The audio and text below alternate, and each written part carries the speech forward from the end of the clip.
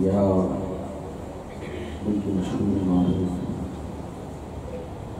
عالمی شخصیات موجود ہیں اور ان کے تمام تاثرات آپ سن چکے ہیں.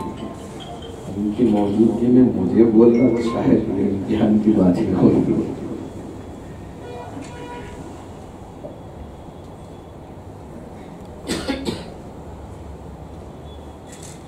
ہر چیز میں نفع بھی ہے، ہر چیز میں نقصان بھی ہے، لیکن اچھی چیزوں کو لینا اور بری چیزوں کو اپنے سے دور رکھنا یہ وقت کی ضرورت ہے.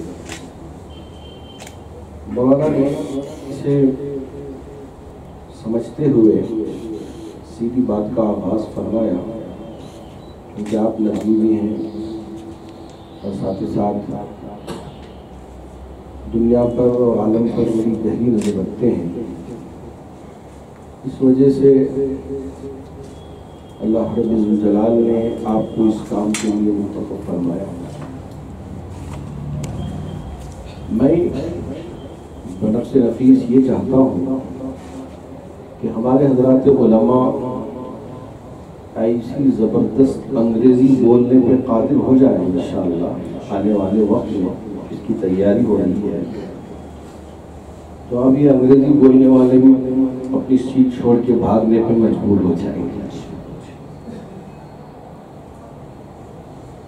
کیونکہ جب ایک عالم دین کسی چیز کو مضبوطی سے پکڑ لیتا ہے تو یاد رکھیں وہ اس کو اتنی مضبوطی سے تھام کے آگے بڑھے گا دیکھنے والے دیکھتے رہ جائیں گے.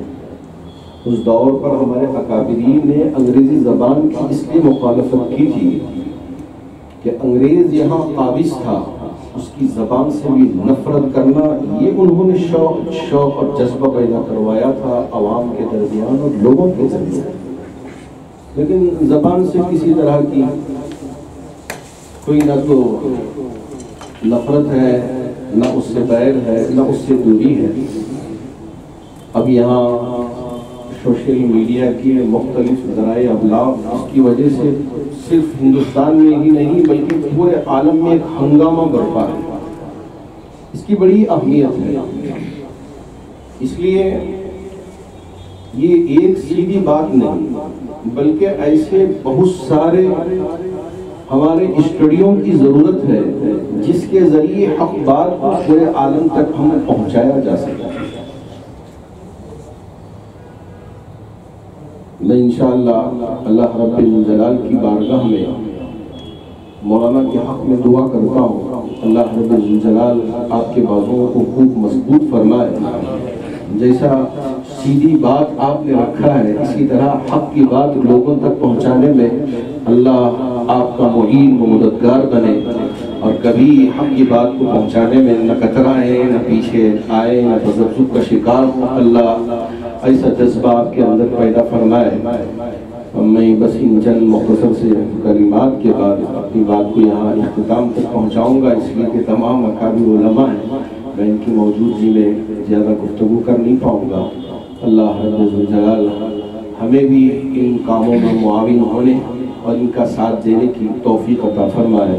آمین. وآخر دعوانا الحمدللہ رب العالمین.